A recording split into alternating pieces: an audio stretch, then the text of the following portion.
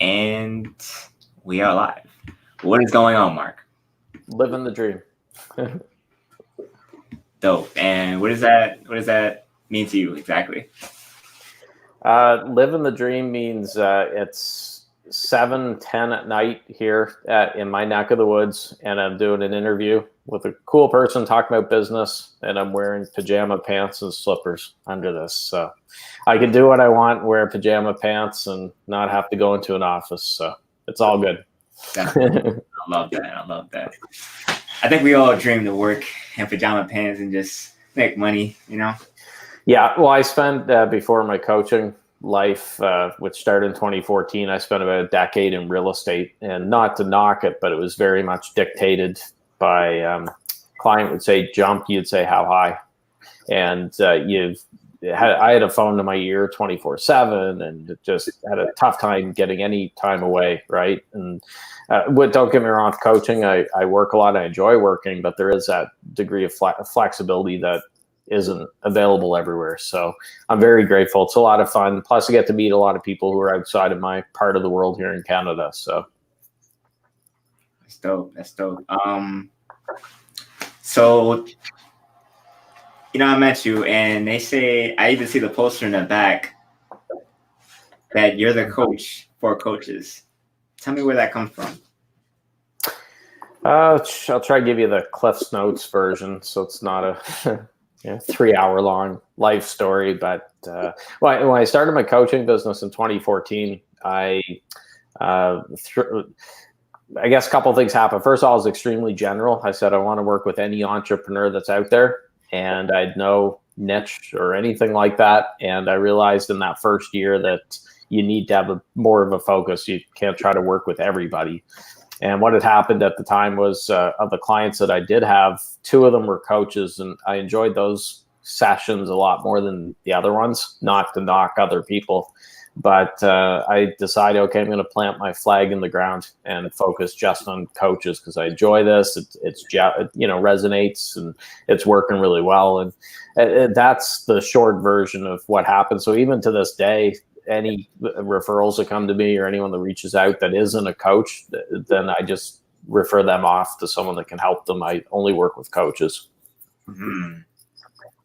And how does it feel like when you do refer people off compared to when you were a general, you didn't have a niche at all? Because I know it's like it's a different feeling. It's more of an abundant mindset to be like, this is not the right client for me. Yeah, I think there's always that fear people have when they narrow it down that they're going to be cutting off potential clients. But luckily, the coaching world is big enough that there's more than enough people. I don't have time to work with nearly as many people as I would like. So I find a lot of times people are like, oh, no, I can't narrow my focus because I'm going to leave clients on the table, and it's not going to happen. So I don't know. I find when you choose a niche that helps with your content creation, your message, and everything else, because you're suddenly speaking to a specific person instead of trying to talk to everybody. So it helps in that regard as well. Right. And you can get better and be like, okay, what does this specific type of group like to hear, don't like to hear, and what do they pay attention to, and what do they not care about? Yeah, exactly. I find a lot of people in the online space, if you look at the content that they're putting out there, it's just regurgitating motivational quotes from other people. And don't get me wrong, I love motivational quotes, but you can get that on Google pretty quickly. So you need to bring more to the table. I love the fact that you brought that up, because I actually don't like that either. And I used to look down upon, it used to be kind of annoying because it doesn't take effort to just copy paste a little quote. Like, what value are you actually giving? You're just being in front of your audience with a bunch of noise.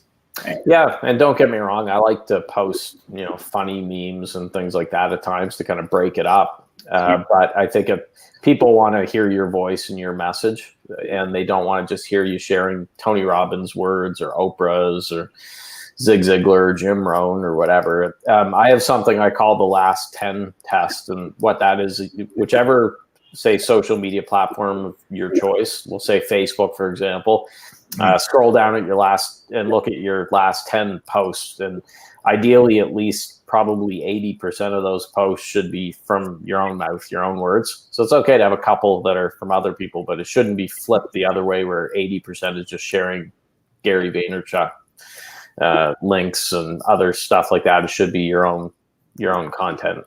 Right. And when people see it as your own content compared to something generic that anybody can come up with, do you think there's a correlation between how people react to that to how people react when you have a general niche, or you just target everybody? Well, it's funny because full disclosure, sometimes I will share something that is not my own. Like I posted a meme the other night. This is for my sense of humor. I found it funny, but other people might be like, that's pretty lame. It was, the saying for Australians, put another shrimp on the Barbie. It was a little elf on the shelf putting actual shrimp on a Barbie. There it was like, lame little thing. I thought, it's funny. I'll post it. Well, geez, I checked today. There's something like 1,300 shares from my post, which I've never had anything that I've written my own words get 1,300 people sharing it from my page. I hope at some point there will be, but I thought that's strange. Sometimes you can pour your heart and soul into a post that's gold and it can really help people. And you might get 50 people liking it and 5 or 10 shares. Then I post a friggin' elf in the shelf with a stupid pun about shrimp and Barbies and gets thousands of people sharing it. So you never know. Yeah, I don't know. I feel like there's something about the charm of just bringing a more human side instead of always talking about business. Yeah, feel more close to you. Yeah, I think so. I like to infuse my own personality into my content. So I'll talk about movies, books I enjoy, different, pop culture stuff, franchises. Like I'm a Star Wars fan. We've got the new movie coming out this week. So fingers crossed that's good. Yeah. I like comic books, Superman, stuff like that. So I'll infuse that in there. But you're right. People don't want to do business with a logo or a sanitized corporate type brand, unless it's certain niches. Executive coaches could be a little different, although I'd argue that by injecting your personality, they could probably do better. But yeah, people do want to see you injecting your own personality into your stuff. Right. And I think I was taking the Sam Ovens course when I was introduced to the idea that it's not really business to business, like it's person to person. Yeah. It's not a business. Like I'm like client, prospect, coach, person. Yeah, well, it's like I say to my clients when they're constructing their resource for email opt-ins. It's okay if you and I are talking and we refer to it as a lead magnet, right? Because we're both in business. We know what it means, but people don't like to feel like they're leads. So I say, don't say that publicly. It can be a free gift, a resource, whatever. Don't say, here's your lead magnet, Mr. or Mrs. Lead. It's kind of like in prison, like you're kind of looking at it, kind of dehumanizing and looking like giving people numbers, like kind of just looking at them as, oh, this is lead number 1, this is lead number 2, and nobody wants to be looked at like that. Like nobody wants to feel like that.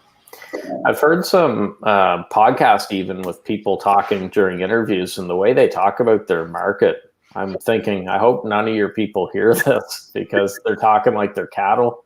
And just a really cynical type thing. So it's interesting.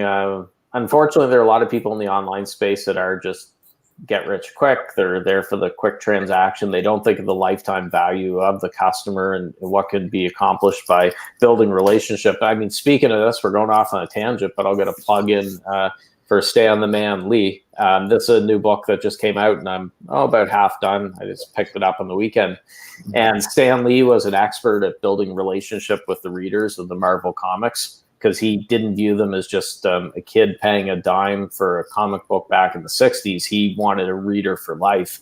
And a lot of the stuff that he did, that's what it was building. And that's why people stuck with Marvel for years. And I'd argue that's how their whole movie universe took off, is because of people who are older now had the money to do it, and bringing in new people as well. So I think a lot of people online can learn from Stan Lee and how he built his business, the Marvel business.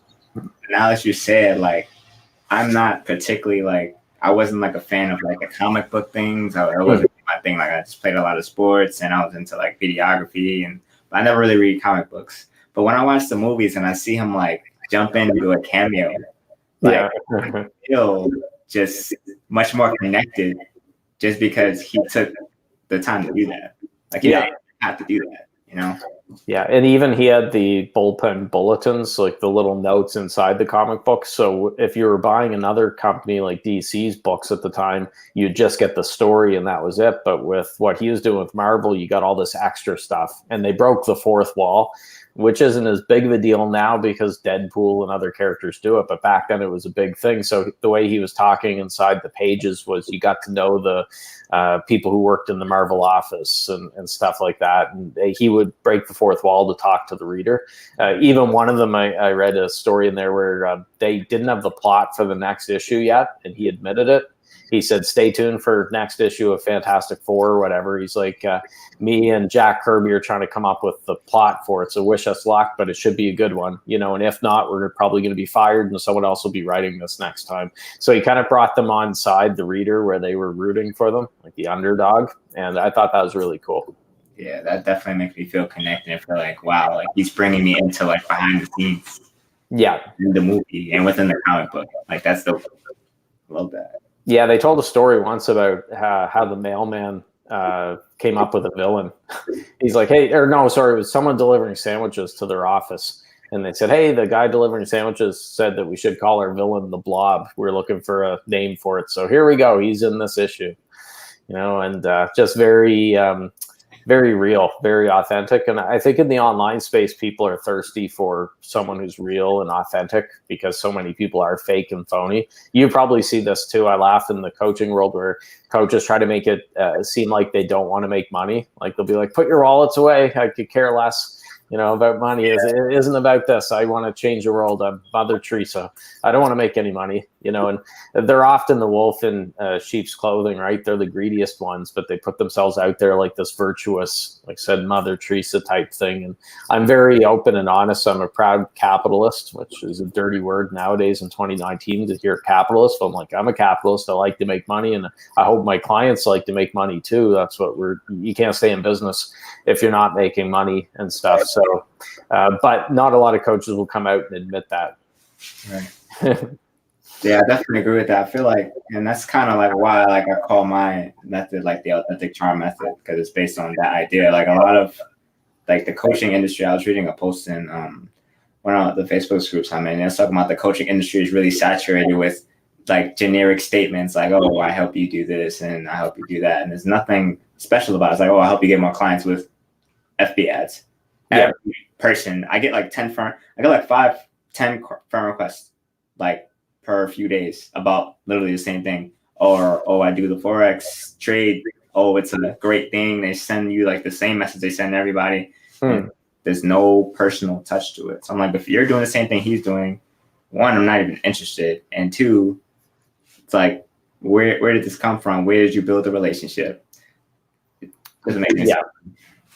Well, you get a lot of coaches they're hanging around what I call the mushy middle. They're so afraid of offending anybody that they won't step outside of that safe middle ground. A good example, the email that I sent out to my list today was talking about a joint venture webinar that's taking place on Thursday this week.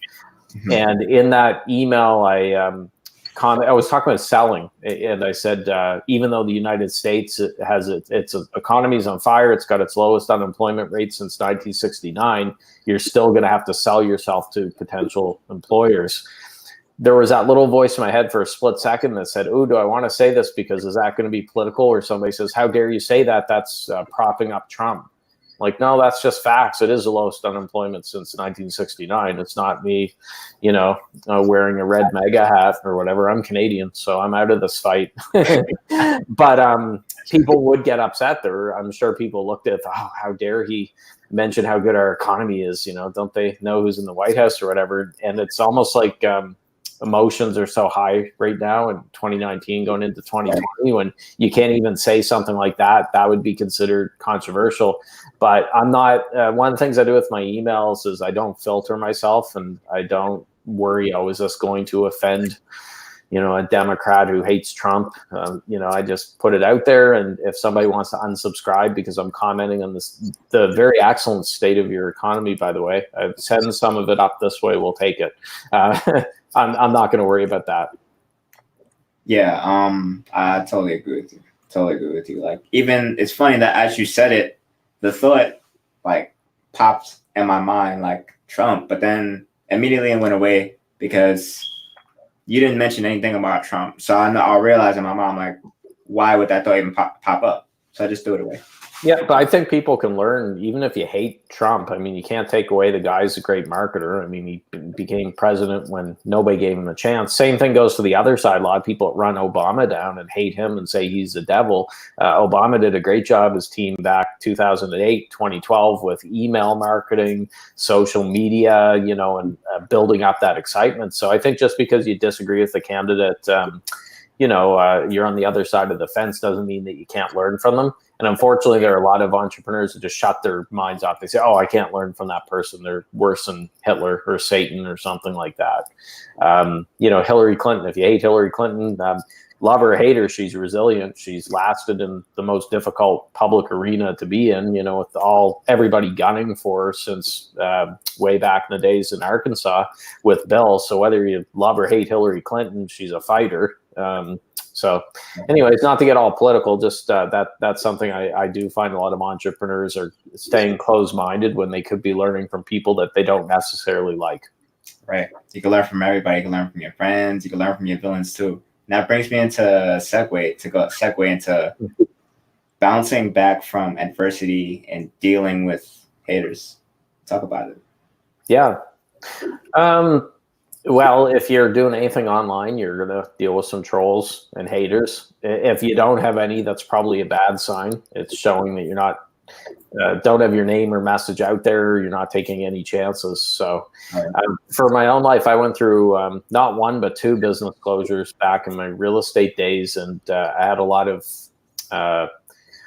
people coming at me and burn a lot of bridges. And so that, I wouldn't recommend anyone go through a business closure just to learn those lessons, but it did give me a thicker skin. So now if I'm dealing with someone who's in their mom's basement in Boise, Idaho, who's putting an anonymous comment up or something, like, okay, it doesn't really bug me a whole lot with it. But I do find a lot of coaches and online entrepreneurs are so afraid of getting any sort of criticism thrown at them that they'll hold back. And unfortunately, then they're not able to help people. So I would say get out there, take the filter off. And ideally, you're going to have a whole bunch of raving fans that are going to counteract those trolls and haters will rush to your defense with it. But you can't be afraid of offending people. It's impossible to be liked by everyone. I don't care who you are.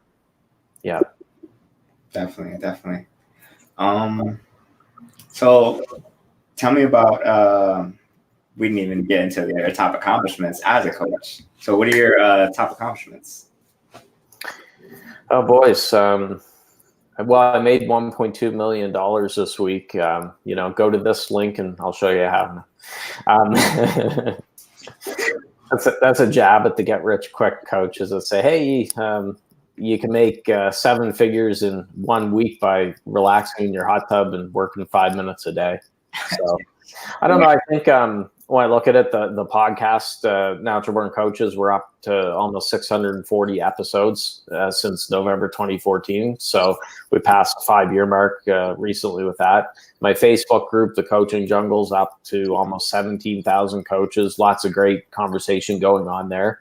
I've had the opportunity to work with a lot of cool coaches and help them as well. So there's a good lesson too, because some people might say, oh, gee, Mark, you're bragging with that. But if you're not willing to blow your own horn, no one else is going to.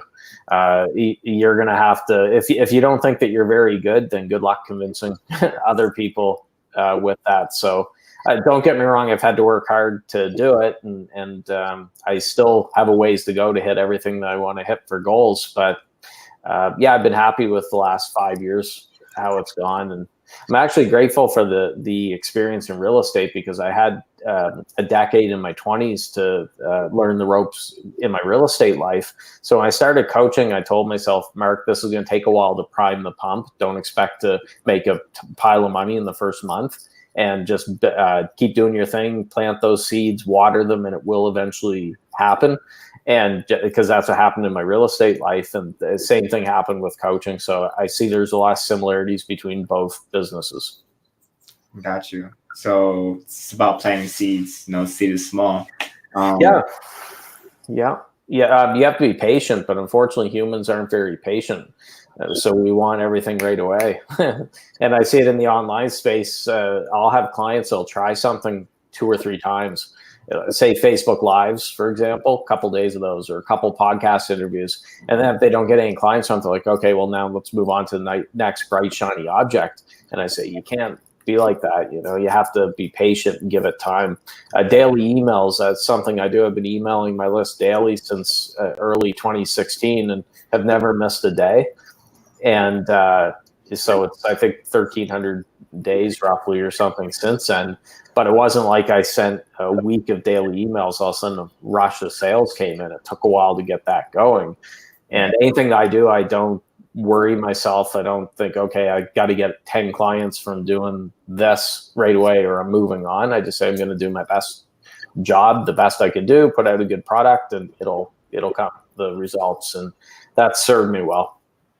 Right. I feel like entrepreneurs, I know I went this when they're first starting out, they do have that mindset like, because they see these posts from these generic advertisers saying, you can make $1 million in a week. So they come in fresh with that mindset like, I've got to make a client now doing these strategies or else I'm not doing it right. Or something I'm doing wrong. I got to change it up again.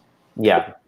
There's that great quote. It goes something along the lines of, don't compare your behind the scenes to someone else's highlight reel. And that's what social media is. It's just all highlight reel. I just posted something before we hopped on here. Speaking of stupid, silly memes, have you been watching The Mandalorian, the Star Wars show on Disney Plus? Or do you know Baby Yoda?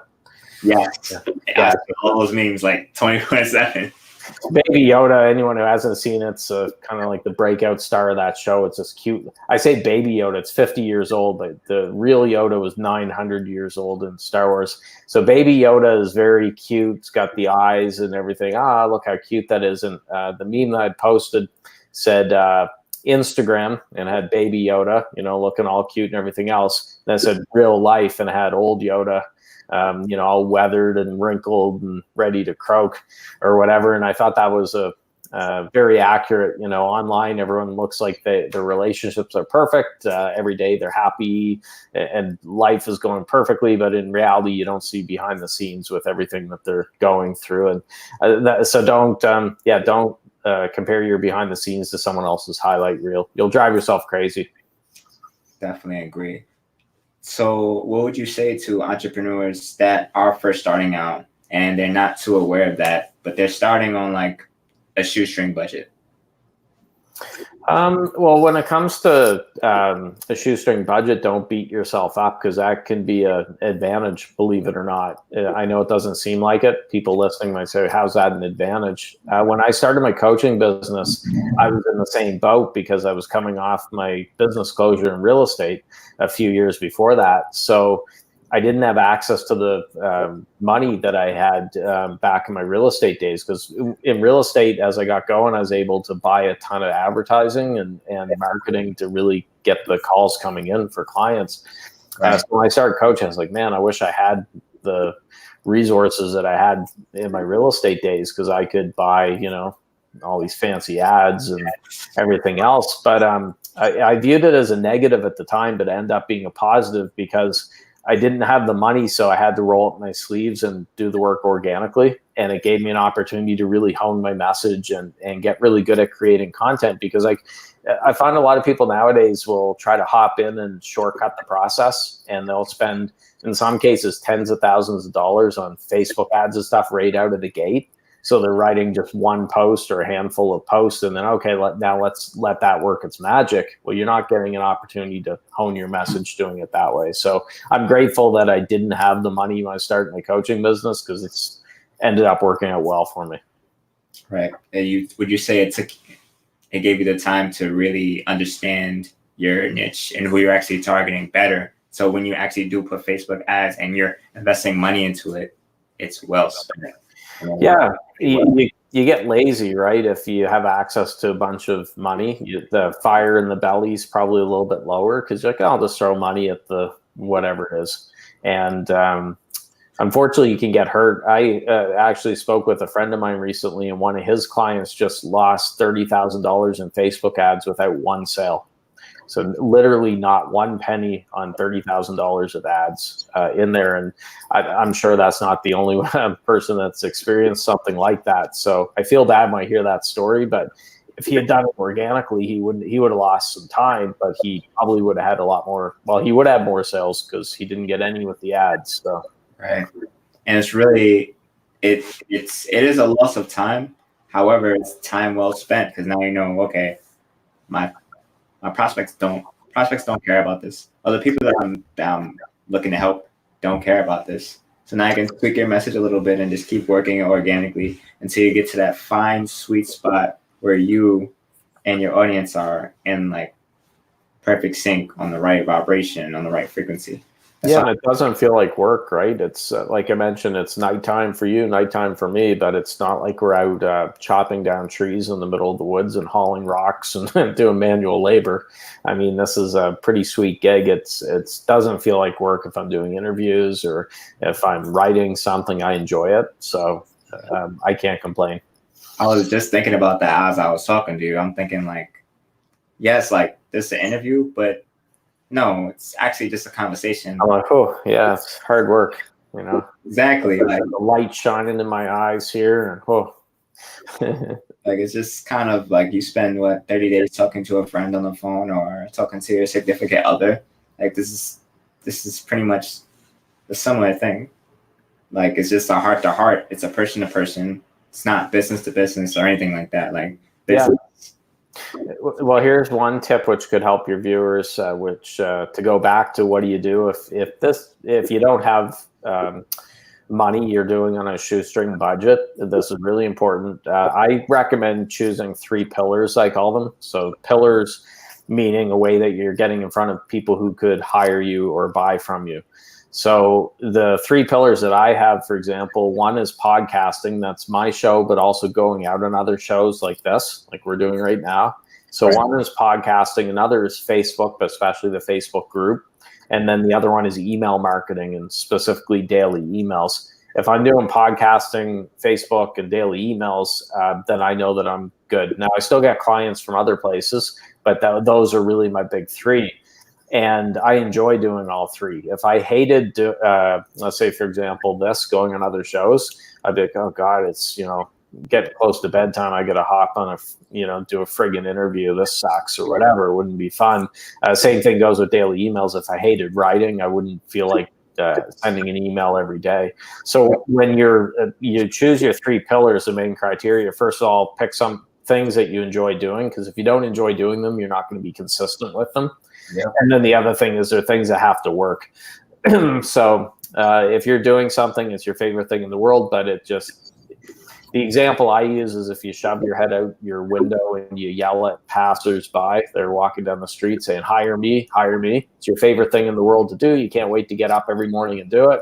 It's not going to make a difference. That's probably not going to work. So it has to obviously work as well. Got you. That makes me think about what my pillars are, because my first business that didn't work out was multimedia production, which is photography, videography, and web design and visual design and all that. But didn't work out, and I've been doing like a lot of emotional healing, and like I feel like left me a bit distraught, like my relationship with videography. Through working with my coach actually and like releasing those emotions to it.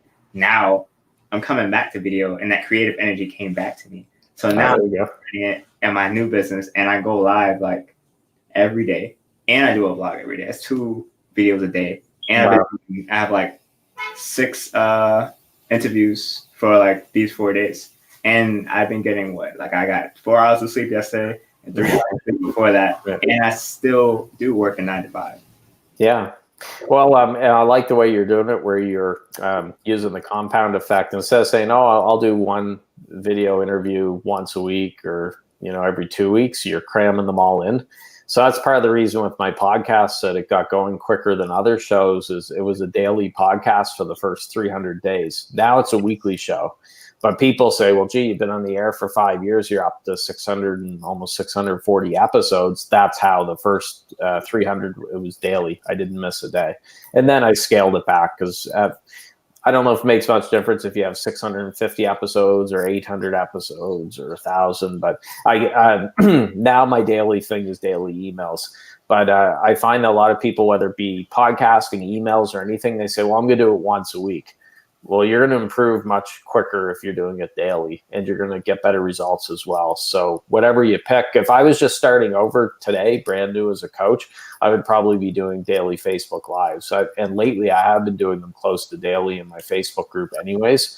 But yeah, I think that's what I would do. I'd pick something and do it every single day. Yeah, and that's exactly what I do. Like every morning, I'm up at 4 a.m. every single morning, and I go Facebook Live. I love this so much. Like that does not work that I tell myself, okay, Dakota, 5 minutes. That's it for the morning. Because you have stuff to do. You have to work out and you have to take action. I don't want to be talking like all day. Like I could interview people all day because I love talking about business. But then I won't be taking any action and all I'm talking about will just be talk. Like can't do that. So, well, you have me beat. I'm an early riser, but not 4 a.m. So I'm like a 5:30 guy, and I thought that was good. So I'll have to get up at 4 a.m. tomorrow and hop on Facebook Live just to, where I've been challenged.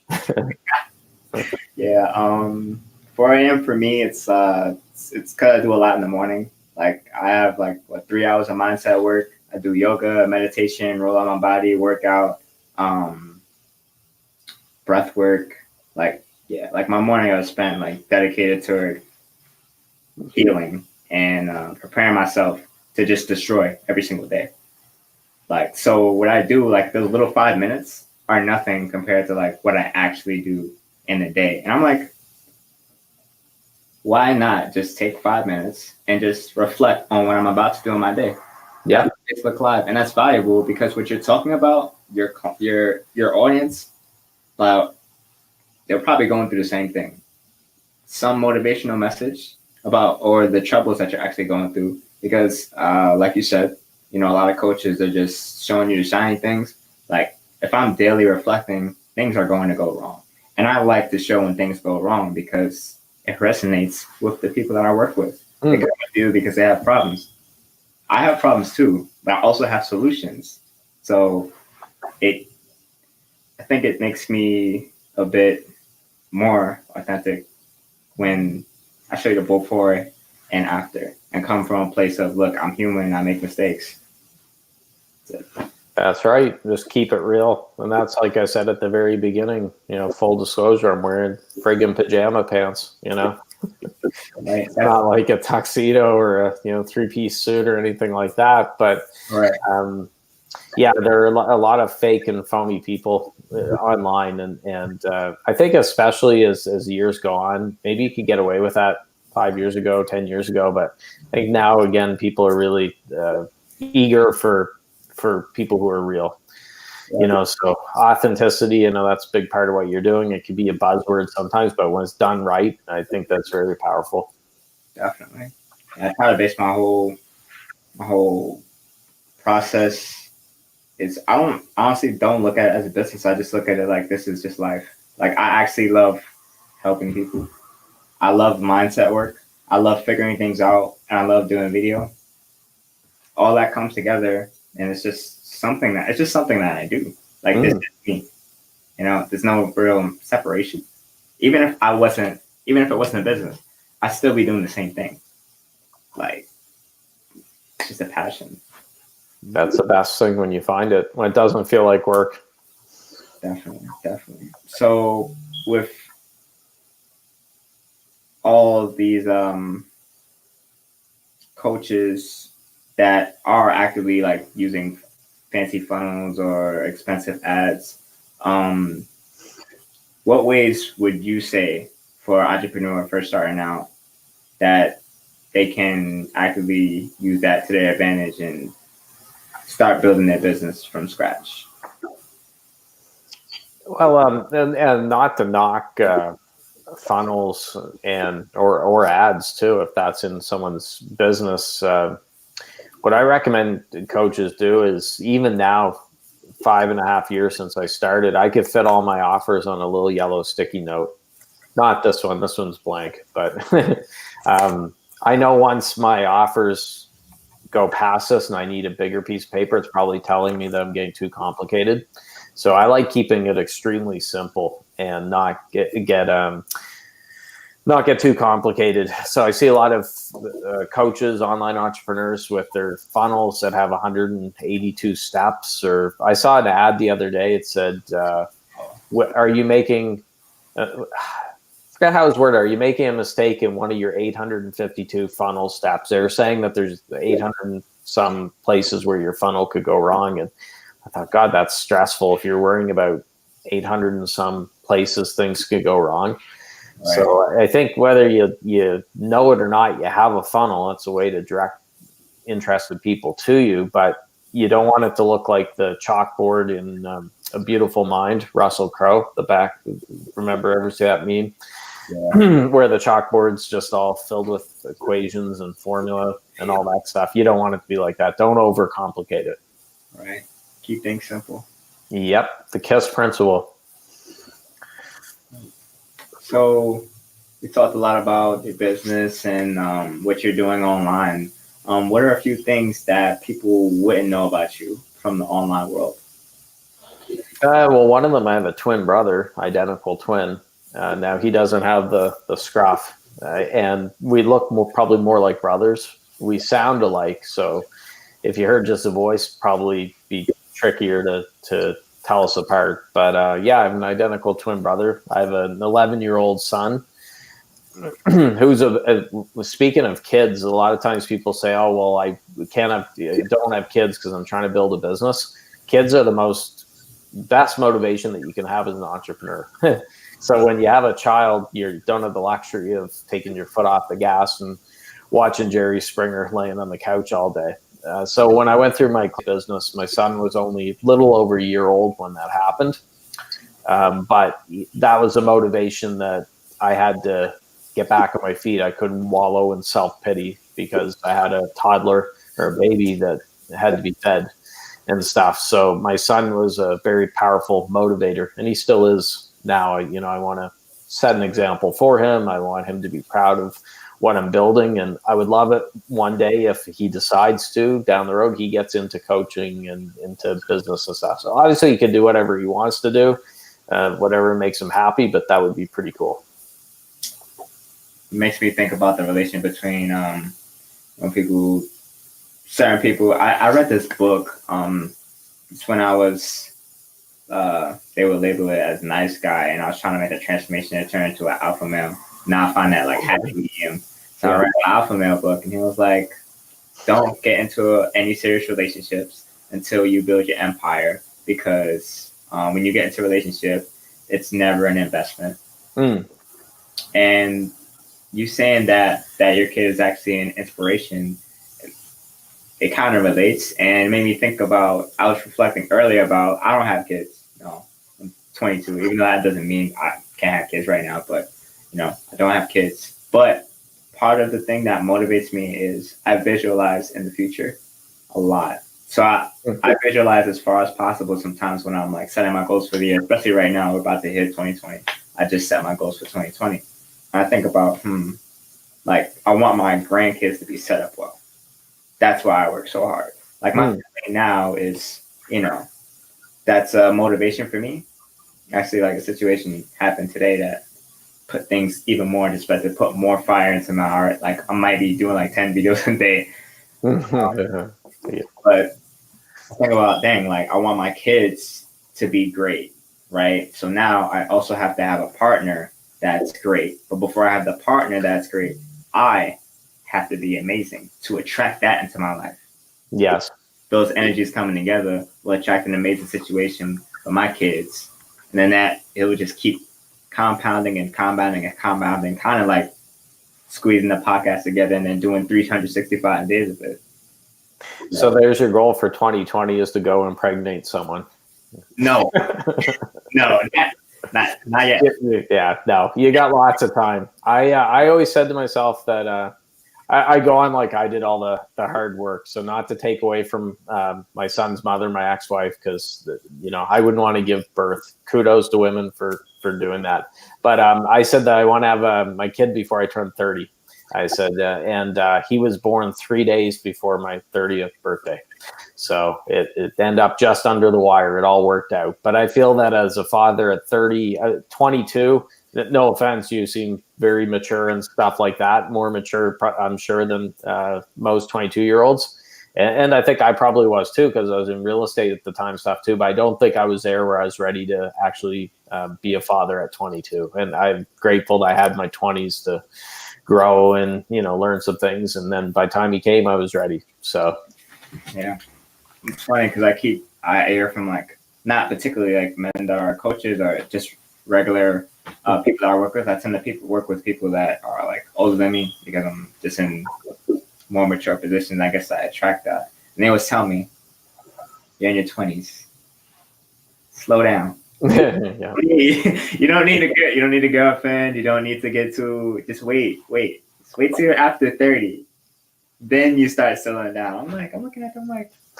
I will tell you it goes quick though, because it feels like just yesterday that I was 22, and I turned 41 this past summer, and my definition of old keeps going up. So it used to be that 30 was old, and then it was now 40's old. Now I'm like, no, 50's old, and it'll keep going up and up. So there you go. That's how you do it. Yeah, no, it's age is just a number though, and I don't get too worked up about it. Again, going back to Stan Lee, I think he lived to be about 100. So I'm hoping that be like Stan. I'd be very happy to make it to 100. Yeah, that's actually one of my goals. Like I've written that down. Like when I'm 100, like I'm still as agile as I was when I was a teenager. Well, one of the big secrets, I wasn't Stan Lee's physician or anything like that, but he worked right until the day he died. He was doing comic book conventions and he was doing the cameos in the movies, everything else. So I think people get in trouble when they retire and all of a sudden they have nothing to do and no purpose. And I don't ever want to retire now. I might change some work habits, when I'm that age, but I still always want to have a mission that I'm working towards. And that's the thing with Stan Lee. Like he would have kept going at 120, 140 years old or whatever, if he was able to. So he didn't retire to go fish and golf and lay on the lazy boy chair, Right. I feel like it's like your brain will always output as much energy as you need. So if you set a goal that's like really small, your brain will give you small energy or a little energy to work with. But if you set like massive goals, your brain will give you that energy and figure out a way because it has an automatic success mechanism. You set a goal, it automatically works towards it. So if you keep setting goals and you keep wanting to work even when you're older, your vitality will increase because you're setting like high goals. So like I totally agree with what you're saying, and I agree with you. Like that is the key to like living a long time. Well, and not to get political again, but I've often wondered, like, how the heck does Trump have the energy? Like, he was like the Energizer Bunny during the campaign. The guy eats like 13 Big Macs a day and 20 Diet Cokes or whatever. Like, he's not a specimen of health, but I don't know whether it be ego, it's motivation, drive, or whatever, that like he gets fired up being in front of those crowds that are cheering him, and he gets energy from fighting with people. I think he needs to create those fights that gives him that purpose, because there's no other way that you can explain that a 70-some-year-old, if you compare it to Hillary, who I didn't know she'd make it to election day with the feigning, and she couldn't keep up with him, right, despite her poor health habits, it seems like, with it. But I think that there's reasons for that. So again, I don't want to get a bunch of anti-Trump hate here. I'm just pointing out the guy's not a physical, like he's not a gym rat, with his McDonald's and his Cokes and everything else, but yet he's got more energy than a lot of 20-year-olds. Like me, because being on Twitter like 24/7 like that is amazing. 3 a.m. tweeting. Yeah. You're the president of the United. This is the first time, like, you're the president of the United States, and you're tweeting like 24/7. Like, it's honestly amazing. And for those of you guys that do hate Trump, like Mark mentioned earlier, this is a learning point. Learn from people you like, people you don't like. Yeah. Well, because during the election, he would, that's what motivated him, was going to those rallies, and his team couldn't like keep up with him. He would be like, no, we're going to go right until election day, into these like places with like 2,000 people living in a town or whatever, and doing it like that. So I think it's all about finding your why, your motivation. For him, it's probably ego, to be the most powerful man in the world or whatever, but that's what drove him. And for us online, we have to find, okay, what's our why? And I don't think it can be just money, but I do think money is a powerful motivator, but it's what can you do, with that? And there's a saying, which I love, a quote, Michael Beckwith said, if you can't light up the world if you can't pay your light bill. So I always tell people that nothing wrong with making money, because you're not going to be a very effective coach if you got bill collectors calling you and you're distracted and drained of energy. Right. I say pick one thing that you're amazing at, that you're passionate about, use that to help other people, and money will follow. Yeah. Keep it really simple. Simple equation.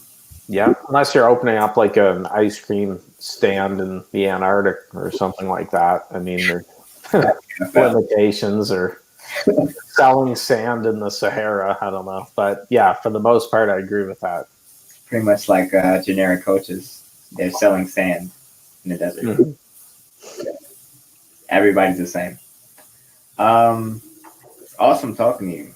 Yeah. Well, thanks for having me on. I'm glad that we got to do it. And it got to, hopefully people got some stuff from it. Definitely. Before you go though, is there anything that you like to give away, or anything you'd like to promote? Well, I mean, there's one resource which I think could help a lot of people, and what it is it shows how you can get clients from Facebook groups, other people's Facebook groups, but do it ethically. It's not spamming the heck out of the group and doing it the wrong way. There's a right way and a wrong way. So to get that resource, if you head over to naturalborncoaches.com, you can get it from there. But because my Facebook group, I mean, I'd love to see anyone in there at the Coaching Jungle. So if you go to thatcoachingjungle.com, there's a lot of business to be had in there. I can't work with everybody. However, there's, again, a right way and a wrong way to do it. So if you head over to naturalborncoaches.com, you can get that resource. Notice I said not a lead magnet, a resource or a gift. Gotcha. If people want to contact you directly, how would you recommend they go about that? Yeah, I mean, I'm in the group. I'm active often, so you can shoot me a message there, or you can through the website, naturalborncoaches.com, or mark.coach, and that's Mark with a C. Awesome. I love that. All right, man. It was dope. You dropped a lot of bombs for a young 22-year-old and for everybody listening. And I definitely appreciate you having you here. Yeah. Thanks for having me, Dakota. All right. Definitely. All right. We'll be in touch.